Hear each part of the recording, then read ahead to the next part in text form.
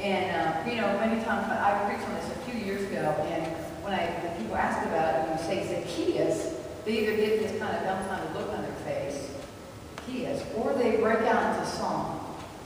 Apparently there's a children's song. Some of you may recognize it. I'm not going to sing it. I'll play that to you, but this goes something like this. Zacchaeus was a wee little man. A wee little man was he. He climbed up into a sycamore tree for the Lord he wanted to see. For the Lord he wanted to see. How many people ever know it? Okay. Again, I was raised Catholic, and if they taught that in Catholicism, it was after I got kicked out, so I never learned that song.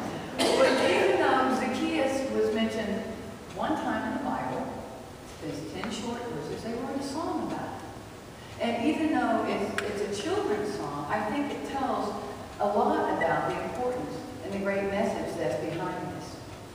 And one of the things that, to kind of give you a setting, in this story leading up to this, Jesus had been going through towns and villages on his way to Jerusalem. And along the way, he's been, you know, healing the sick, making the blind to see. He's been performing all these miracles. And so as he's gathered along this way, he's collected a big following.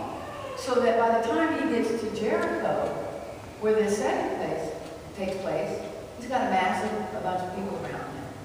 Now, Jericho, that's a city, is steeped in history. If you're familiar with the Bible, you might remember from the book of Joshua, where the walls came tumbling down. So it was a famous city, but it was also a very wealthy city. It was an agricultural center. It set down in the Jordan Valley, and it had rich fertile land, so people would go there to get on the other side of Jordan, but they'd also go there coming back to Jerusalem. And see, and Jesus was on his way to Jerusalem, like thousands of other Jews, on their way to celebrate Passover, which is one of the greatest Hebrew feasts. That's when they commemorate the Israelites being freed from the Egyptians. Again, if you don't know that story, check out the book of Exodus. So by the time he gets to Jericho, he howled all these people here, and this is where Zacchaeus gets in. Zacchaeus was a Jew who happened to be a tax collector in Jericho. He collected money from Jews for the Roman government. So he wasn't a real popular guy. He not only was a tax collector, he was a chief tax collector. And it's hard for us to imagine what it felt like for other Jews to relate to somebody like Zacchaeus. Because he made his money, and he was basically off the blood, sweat, and tears of his own people.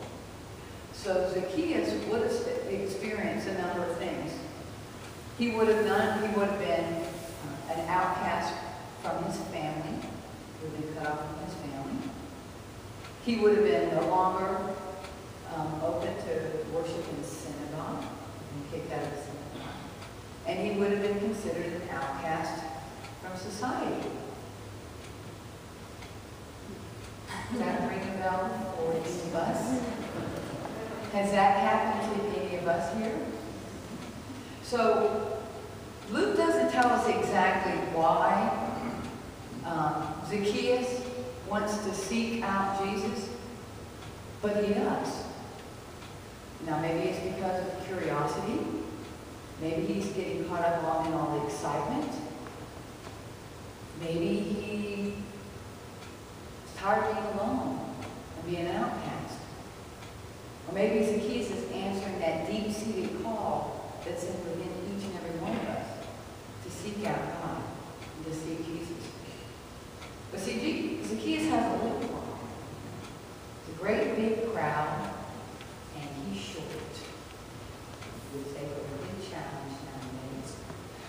But he couldn't see Jesus, so he had a choice to make. He could either, walk on, let it walk on by, or he could turn away. But he wasn't going to. He was determined to see Jesus. So he did something that would have been very unusual at that time. He ran on ahead of the crowd and climbed a tree.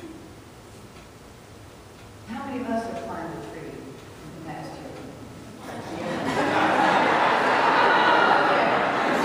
Gotcha. Well, let me tell you what, I too, as a child, I loved to climb trees. You know, I was what they called a tomboy. Kind of came with a hand tomboy. I hear that all the time. This is our little tomboy. And I look back now, it's not very likely that my mother was talking, this is our little lesbian. But I would love to climb trees. And one of the things I do when I first go into a yard is I check out the trees. I check them out for their tree climbing feasibility. And then there's one time I'm up climbing this tree with the neighborhood kids, and I'm climbing. I'm going higher and higher and going higher. And then for some unknown reason, when I was reaching for a branch, and when I was reaching for it, I turned and took my husband. And I fell from the top of that tree straight head first toward the ground. My instinct, and by the grace of God, I ran around and I go around. It could have been far worse. But I healed, I got up, and I climbed that tree. Yeah. And each of us is called to climb to new heights as we reach out to God. And sometimes when we climb that tree called life, we may take our eyes off of God, or the plan that God has for our lives, and we may fall. That's when we're called to put our trust and our faith in God, and know that God's going to catch us, or hopefully lead to life some plan.